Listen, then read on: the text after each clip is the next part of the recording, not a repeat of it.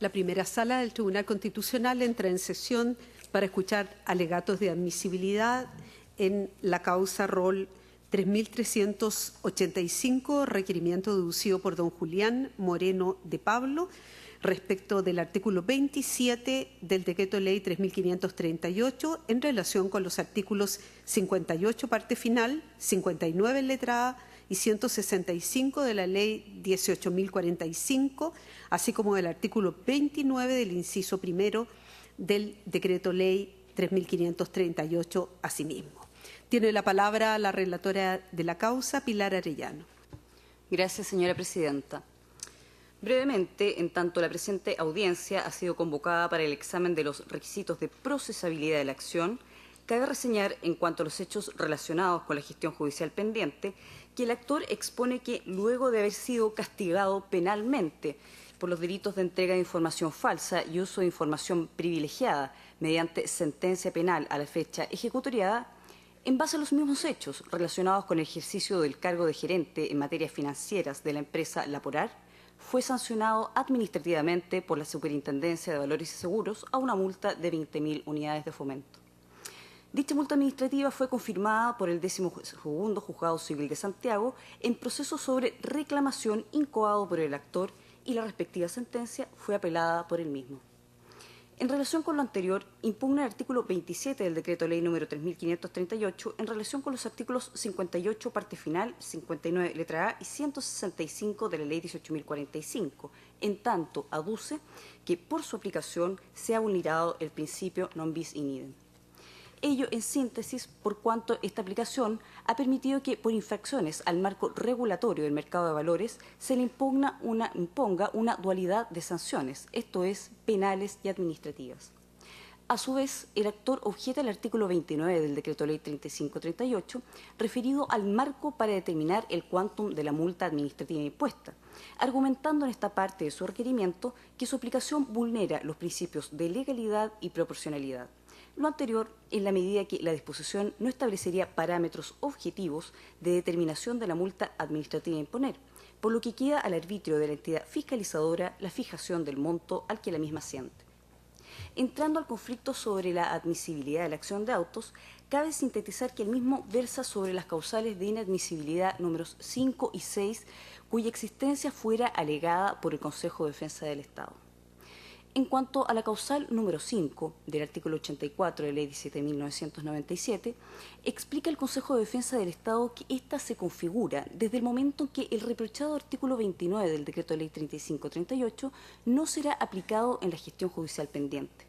Lo anterior, por cuanto en el reclamo ante la Judicatura Civil no se cuestionó la aplicación dada por la Superintendencia al inciso primero del artículo 29. En efecto, en ninguna parte del reclamo es mencionada dicha norma, alega.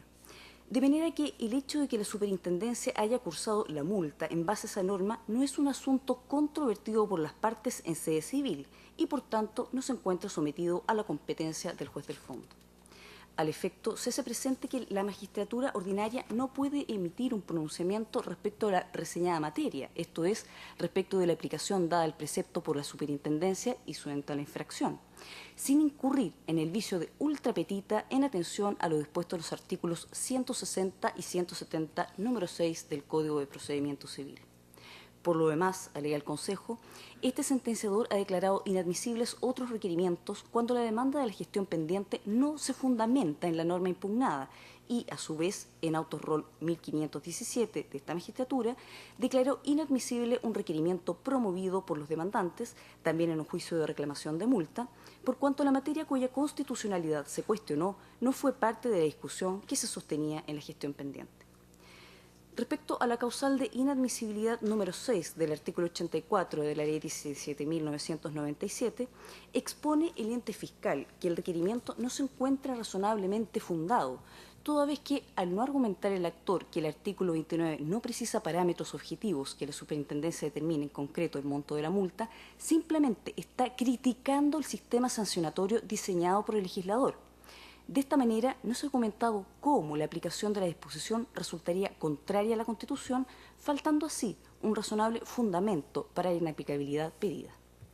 Al mismo tiempo, la carencia de sustento razonable deviene del hecho de que el actor se refiere en su libelo a cuestiones que deben ser resueltas por la judicatura del fondo, como lo es la problemática acerca de si la multa aplicada es atentatoria al principio non bis in idem.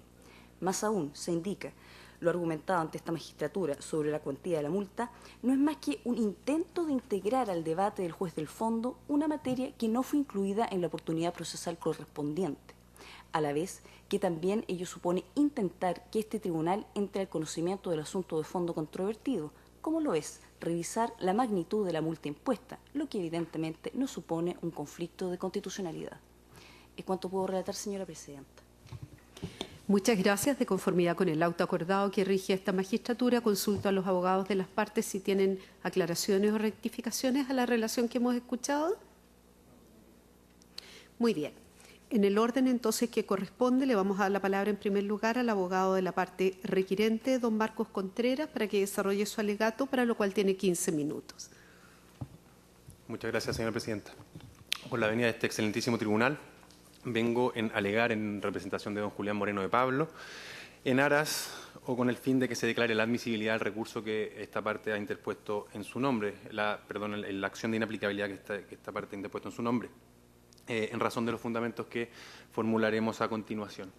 En aras del acotado tiempo que me ha sido concedido, el cual es justificado por el acotadísimo objeto que tiene esta discusión, el cual no es sino la estricta y la sola verificación de los requisitos de admisibilidad de la acción de inaplicabilidad esgrimida, me referiré principal y casi exclusivamente a los argumentos del traslado que ya han sido resumidos brevemente por la señora relatora, para efectos de controvertirlo, el traslado evacuado por el Consejo de Defensa del Estado. Los otros requisitos los daré los requisitos de admisibilidad los daré rápidamente por fundamentados y ahondaré en estos dos puntos controvertidos.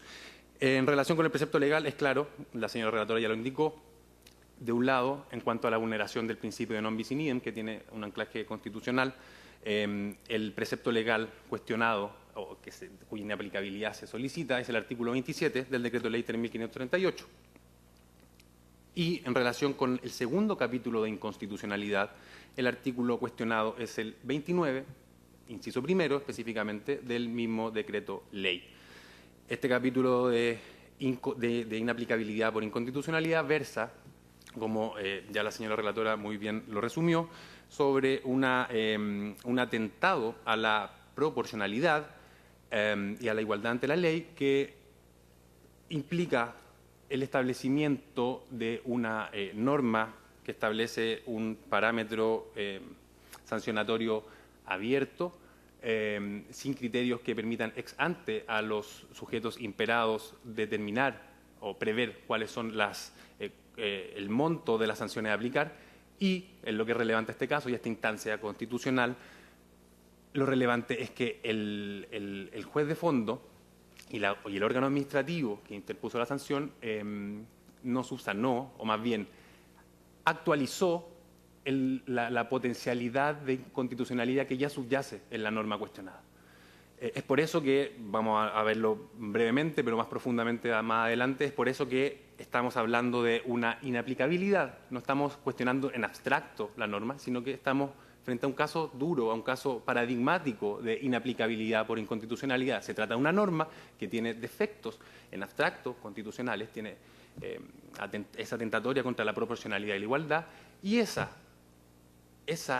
germen, esa potencialidad de inconstitucionalidad se actualiza en la resolución del órgano administrativo que sanciona a 20.000 UEFs a mi representado por las conductas de infracción a la ley de mercado de valores. Existe además, señorías excelentísimas, una gestión judicial pendiente. La reclamación de la multa se interpuso en el 12º Juzgado Civil.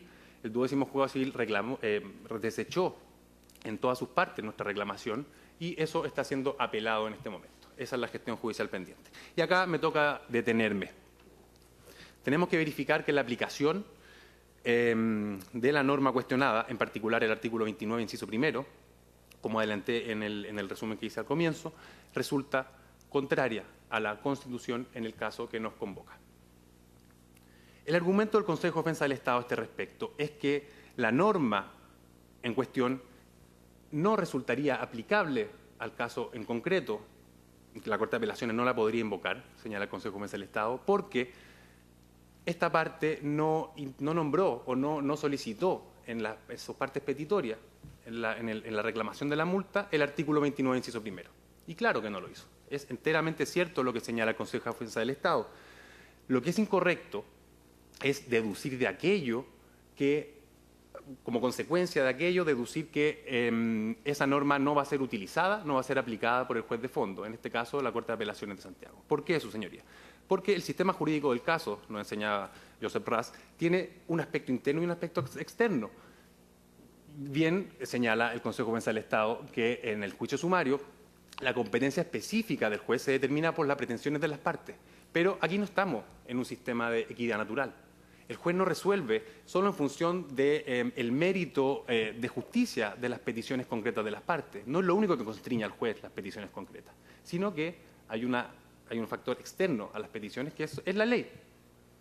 Por lo tanto, su señoría, lo que está en juego acá es el imperio de la ley, el principio de sujeción a la ley del juez civil y, en definitiva, el principio democrático, puesto que la única forma de tener por legitimada la actividad judicial en un Estado de derecho es mediante la sujeción del juez a la ley.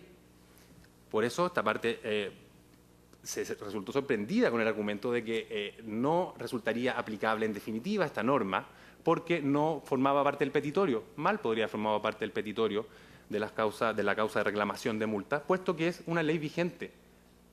Y es este el momento y este es el lugar para solicitar la inaplicabilidad por inconstitucionalidad de aquella norma. No se lo podríamos haber pedido al juez civil. No le podemos pedir al juez civil más de lo que puede dar. Es por eso que resulta llamativo que se introduzca la noción de ultrapetita o extrapetita en el caso de que el juez, la Corte de Apelaciones de Santiago, resuelva en función del 29, inciso primero, porque acá no está en juego la ultrapetita o la extrapetita. Si recurrimos a los mismos latinagos y me permiten la analogía, estamos frente a un caso de imposible petita.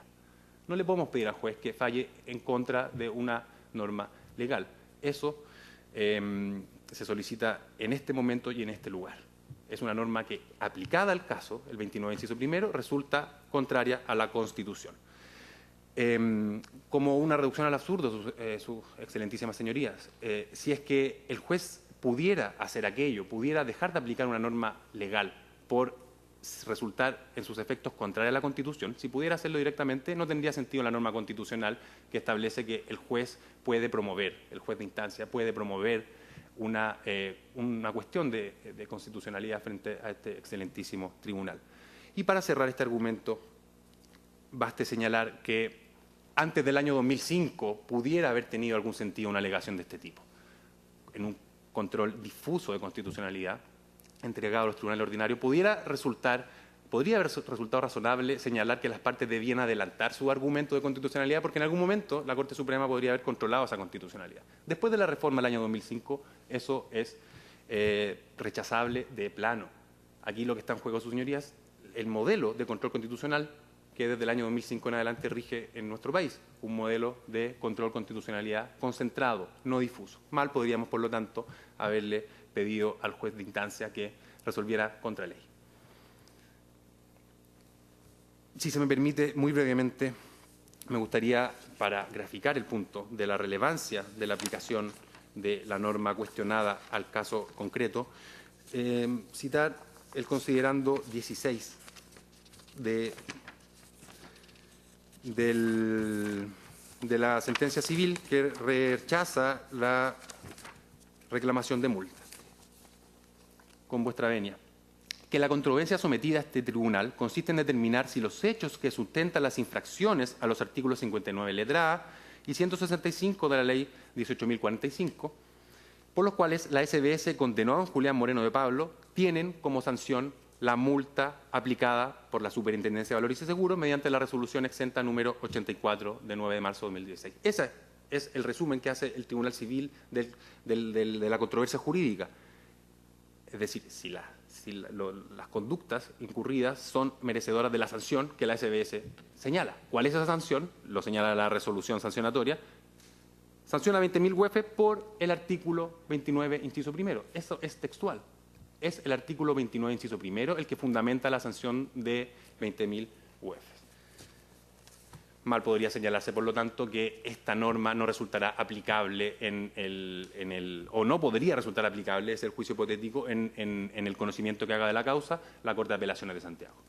Estamos frente a lo que se podría decir en caso de que se confirme la sentencia, estamos frente a la crónica de una sentencia enunciada que va a sancionar o va a confirmar una sanción en función del artículo cuya constitucionalidad, por ser en la aplicación concreta de este caso, se cuestiona por medio del requerimiento. La jurisprudencia citada por el Consejo de Defensa del Estado en abono de su tesis es completamente impertinente. Por el tiempo no podré hacer referencia a todas, pero en general, en la sentencia del 2875, por ejemplo, lo que se critica es que no se alude el precepto legal impugnado. Hay una cuestión de inadmisibilidad clara, no verificable en este caso. En el caso de la sentencia 1478 del año 2009, era un caso de juicio por oposición de marcas. Había dos causales invocadas y la causal cuya inaplicabilidad se solicitaba era otra. También, por lo tanto, resulta pertinente la inadmisibilidad y por una razón distinta a la de este caso. Y en el caso citado específicamente por la señora relatora, 1517 del año 2009, lo que hay, su señoría, es que el Tribunal Constitucional señala que lo que en definitiva lo que se reclama es la imposición de la multa, pero lo que estaba en discusión en el juicio de instancia, pero que el Tribunal Constitucional se recurrió para efectos de impugnar la inconstitucionalidad o la constitucionalidad de los intereses sobre esa multa. Una cuestión completamente distinta, también razonablemente declarado inadmisible, pero por razones distintas a esto. En todos estos casos lo que apreciamos, sus excelentísimas señorías, es que hay pretensiones que difieren de aquello solicitado como inconstitucional acá, en el Tribunal Constitucional. No es una cuestión de la norma específica o sancionatoria que se aplica al caso, es una cuestión de pretensiones. Cuando una pretensión no se reproduce acá o se cambia de pretensión, resulta razonable el argumento del Consejo. Pero cuando estamos hablando de una norma de sanción que es imperativa para el juez de instancia, ese argumento no resulta recibo. Y muy brevemente, su señoría, referirme también a la supuesta falta de fundamentación, la cual diría relación por el carácter abstracto de la alegación. Eso es completamente incorrecto. Más allá de que la norma constitucional la norma criticada, impugnada, resulte inconstitucional en abstracto, ya lo adelanté anteriormente, acá estamos frente a un caso paradigmático de inaplicabilidad por inconstitucionalidad. Tenemos una norma que establece que se puede imponer un 30%, como un 30% de la operación cuestionada a título de multa, una sanción por parte de la Superintendencia de Valores y Seguros. Eso, señoría, es una norma que tiene cuestionamientos en abstracto, por supuesto, pero nosotros lo cuestionamos mucho más humildemente y es aquello que solicitamos en esta audiencia. Queremos poder cuestionar eso con mayor profundidad en el fondo del conocimiento de este recurso. Y eso está explicitado, desarrollado con precisión en el requerimiento mismo que interpusimos. Lo que señalamos ahí es que se sanciona a 20.000 UF, se condena a mi representado, en función de esta norma que establece que la sanción es un 30% de la operación. El problema es, ya lo ha señalado el Tribunal Constitucional el año 2015, el problema es la amplitud. No hay criterio alguno que los sujetos imperados puedan prever en cuanto a cuál va a ser los fundamentos, los criterios, los criterios que hagan razonable y socializable el contenido de la sanción. No hay criterio alguno. Eso se reproduce, ese vicio, ese germen de inconstitucionalidad, se reproduce, y eso es lo que me tiene acá sentado en este momento, se reproduce en la sanción de la Superintendencia de Valores y Seguros, que en virtud de ese preciso artículo sanciona a la multa de 20.000 UF a mi representado. El problema es que eso no se puede reconstruir. Lamentablemente, ni siquiera sabemos cuál es el universo sobre el cual se aplica ese 30%. Así de indeterminado y poco socializable es el contenido de la resolución sancionatoria, que fue confirmada, ya lo dije anteriormente, por el juzgado civil, el 12º. Eso hace que haya vicios de proporcionalidad y de igualdad. Se trata de una sentencia o una resolución sancionatoria que tiene motivos inefables. Como bien dije anteriormente, no sabemos qué porcentaje aplicó ni sobre qué universo se aplicó, porque, como también forma parte del requerimiento, la operación, el concepto de operación para efecto del artículo 29, y ya lo señaló el Tribunal Constitucional también el año 2015, resulta indeterminado. Y esa indeterminación no resultó subsanada de modo alguno, sino al contrario, profundizada, actualizada y concretizada por el Superintendente de Valores y Seguros al imponer la multa, señoría. No se puede reconstruir. No sabemos qué porcentaje se aplicó sobre qué universo. En la resolución sancionatoria, cuando se hace referencia a los considerandos a los cuales se aplica el 30%, no hay referencia a montos, hay referencia a operaciones, a fechas. No se sabe si esa operación se refiere a la diferencia entre el precio de compra y el precio de venta, la diferencia entre el hecho impugnado en relación al financiamiento de los balances y la venta posterior, etcétera. No hay claridad alguna. Por lo tanto, el vicio de constitucionalidad del 29, inciso primero, se actualiza. Es por esas razones, su señoría, el excelentísima tribunal, que esta parte solicita que se declare y humildemente se le permita a esta parte exponer los argumentos en una audiencia en la que se conozca el fondo del asunto. Y dando cumplimiento al otro requisito de la ley, cabe señalar que este asunto no ha sido, por este motivo o por este vicio específico, la norma que cuestionamos no ha sido declarada conforme a la Constitución, sino que, por el contrario, por el mismo vicio, el año 2015, esta misma norma ya fue declarada aplicable a un caso en concreto, y en este caso nosotros fundamos razonablemente el recurso en ese sentido, y en esta audiencia también he dado visos de por qué resulta inaplicable y resulta contraria a la Constitución en su aplicación concreta a este caso. Es todo cuanto puedo señalar. Muchas gracias. A continuación tiene la palabra por el Consejo de Defensa del Estado para desarrollar su alegato el abogado don Alfredo Larreta por 15 minutos. Excelentísimo Tribunal, excelentísima Sala, alego por mi parte, el Consejo de Defensa del Estado, en representación de la Superintendencia de Valores y Seguros, solicito que se declare inadmisible el requerimiento de inaplicabilidad que nos ocupa, esencialmente por el mérito del proceso, por los argumentos que se han vertido y por los argumentos que vas a exponer. Señora Presidenta, señores ministros, atendida la detallada relación que se expusieron con concreción nuestros argumentos generales, me referiré específicamente a algunos argumentos dados de contrario y algunas precisiones o mayor abundamiento en cuanto a la inadmisibilidad de este requerimiento. Esta parte ha sostenido que no es decisoria litis la aplicación del inciso primero, que no es decisoria litis, y preciso ese punto, la aplicación del inciso primero del artículo 29, que no es lo mismo que no sea aplicable.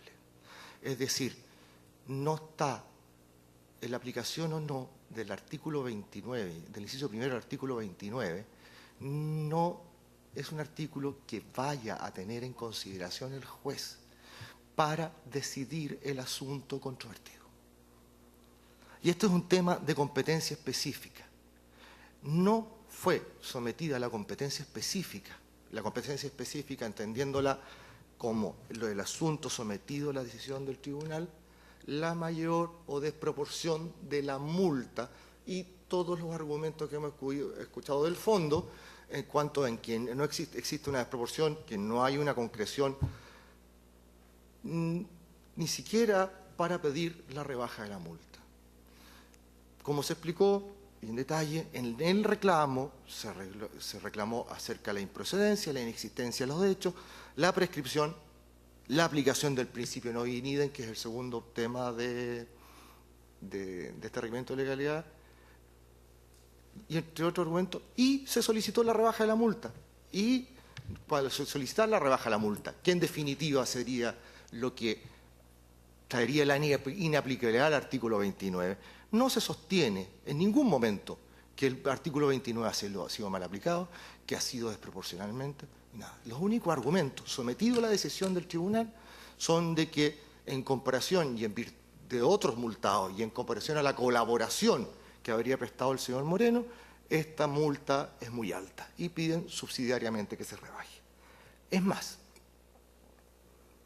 con ocasión de la apelación, que es la cuestión pendiente, el conocimiento a la Corte de Apelaciones, las peticiones concretas del recurso de apelación que se encuentran, señoría, en la página 124 y 125 de los escritos de apelación, ninguna de ellas dice relación con la aplicación, la desproporción, la falta de concreción del concepto de operación del artículo 29. Por tanto, el juez, llamado a decidir del asunto, tiene que decidir específicamente, que en este caso la Corte de Apelaciones, sobre la competencia específica que se le ha dado en el recurso de apelación, en este caso. Y esa competencia específica no implica el artículo 29, ni la aplicación del artículo 29, ni la discusión del artículo 29. Por tanto, no es decisorialitis. Hay muchas normas aplicables que no son decisorialitis. De partida todo el Código de Procedimiento Civil, el Código Orgánico de Tribunales, son normas aplicables al juicio. Perfecto. Pero no son decisorialitis. Porque no son normas que tenga que aplicar el juez para decidir el asunto controvertido. Y eso es lo que ha alegado esta parte. Obviamente, en cuanto a las sentencias citadas, no se van a referir al mismo caso concreto de la aplicación de una multa por la Superintendencia de Valores y Seguros. Pero el criterio en las sentencias de admisibilidad citadas es el mismo. No es una norma cuya aplicación esté sometida a la decisión del tribunal, por tanto, no es decisorialitis, independiente de la diferencia de materia. No iba a haber un caso preciso calcado como quizás se pretende de contrario. Me voy a referir a la falta de fundamento, señoría. La falta de fundamento de todo el requerimiento es patente. Primero, porque en materia de la aplicación del artículo 29, como se explicó, y no me voy a detallar en eso, se reclama la inconstitucionalidad en abstracto de la norma y su concesión, pero no en la aplicación al caso concreto, ni la desproporcionalidad al caso concreto, ni su aplicación al caso concreto. Pero segundo, también existe falta de fundamento en materia de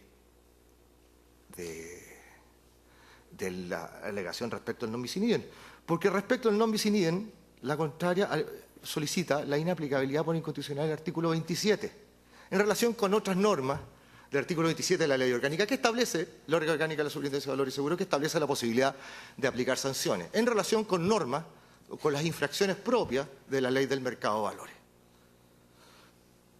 Pero para poder aplicar el non bis in idem necesito, con mi requerimiento de inconstitucionalidad, tener como fundamento también las aplicaciones o la inaplicabilidad en esta norma en relación con las normas que establecen las otras sanciones con las cuales se aplicaría o se contrastaría el non bis in idem.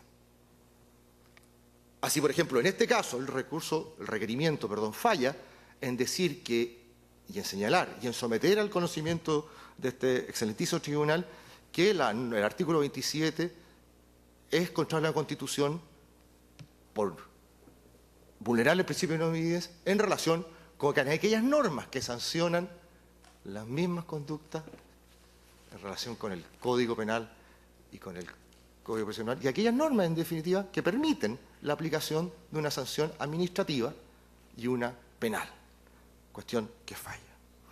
Por último, señoría, la manifiesta falta de fundamento también se manifiesta, perdón la redundancia, en lo pedido al tribunal. Y no es una petición divisible. La parte petitoria del requerimiento solicita expresamente, y si me permite la señora presidenta leer, solicita, después de solicitar que se declare inaplicabilidad por inconstitucionalidad, dice, ordenando a la Corte de Apelaciones de Santiago, conociendo el recurso interpuesto por esta parte, dejar sin efecto la sanción administrativa aplicada por la Superintendencia de Valores y Seguros en contra de nuestro representado don Julián Moreno. Es decir, no es una petición subsidiaria, es una petición conjunta, indivisible, de la propia parte petitoria.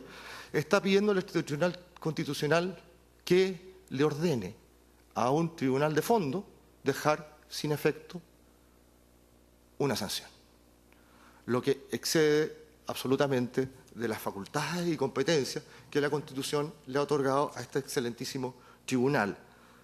Por esta sola razón, el requerimiento debe ser declarado admisible, porque lo pedido excede aún más allá, va más allá de las competencias que tiene este tribunal. Y así lo ha resuelto este excelentísimo tribunal en el único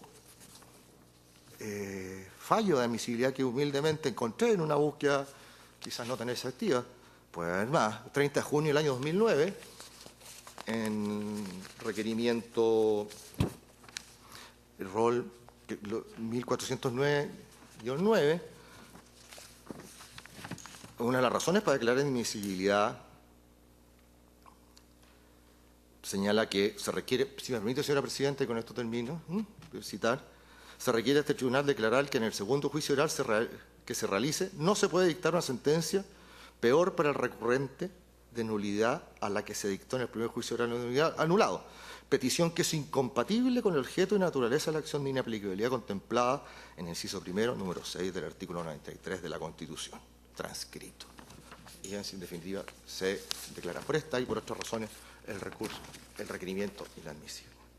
En definitiva, por las razones, por no ser la norma impugnada, el artículo 29 en precisión de Isidorialitis, por carecer de fundamento tanto la petición de requerimiento de inaplicabilidad del 29 como el artículo 27 de la Ley Orgánica Constitucional, y porque lo sometido a la decisión del tribunal excede las competencias de este excelentísimo tribunal, esta defensa fiscal estima que debe ser declarado inadmisible el requerimiento.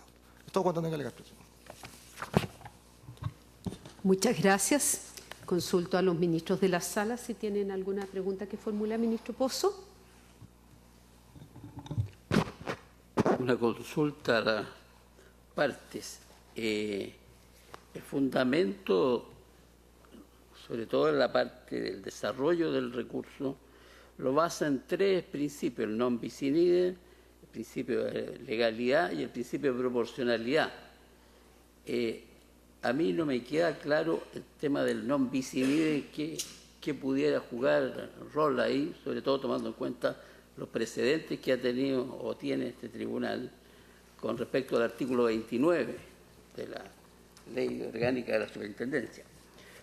Sobre todo teniendo en cuenta que hace pocos días, yo no sé si usted tiene el conocimiento, salió un fallo de la Corte de Apelaciones de la Tercera Sala, la ROL 1398, basado en el non bis in idem, es decir, como que sería un tema de mera legalidad. Me gustaría escucharlo a usted y a la parte y al respecto. Tiene la palabra, por favor. Muchas gracias, señora presidenta. Muchas gracias, señor ministro, por la pregunta, muy clarificadora en torno a la cuestión que nos convoca. Justamente he tenido la posibilidad de discutir con algunos profesores de Derecho el fallo al que usted hizo referencia y la conclusión o la postura que yo he grimido y que ha sido refrendada en esas discusiones es que es este tribunal el que debiera resolver un asunto como ese.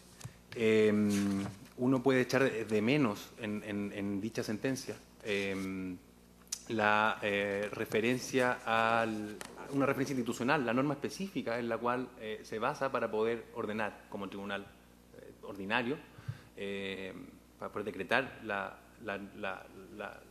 inaplicabilidad de esa norma en concreto. Porque lo que está haciendo en el fondo, lo que dice es una interpretación conforme a la Constitución, una reserva constitucional diciendo que, en definitiva, la norma sancionatoria administrativa solamente aplica para los casos que no son delitos, la sanción de multa. Eso cree esta parte firmemente, y por eso es que interpusimos esta acción, debe ser resuelta por este tribunal.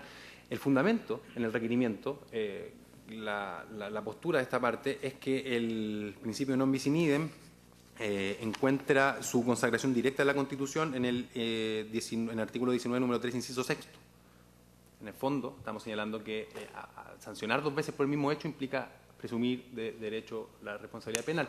Esa es una consagración directa, pero también se citan el Tratado Internacional, el Pacto Internacional de Derechos Civiles y Políticos, y la Corte y el Tratado. Perdón, si me permite, hay dos consagraciones.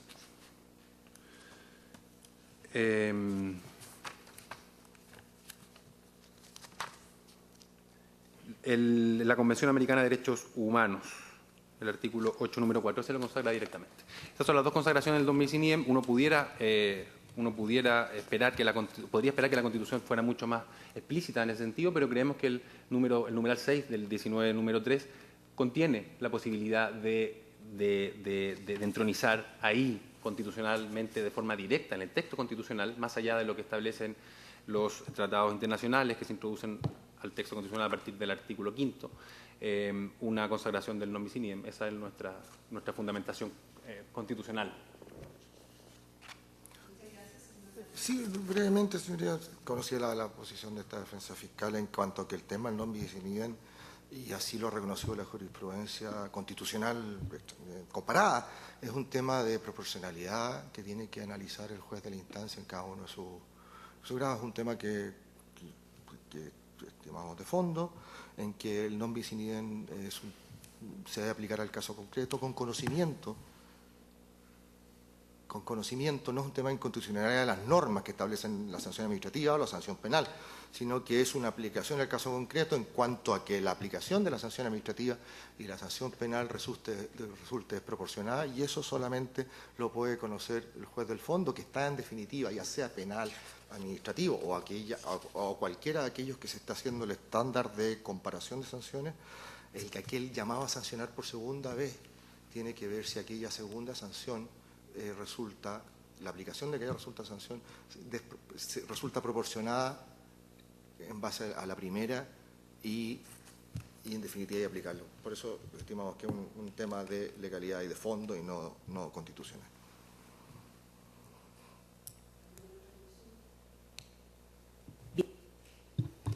No existiendo más preguntas, se pone término a esta vista.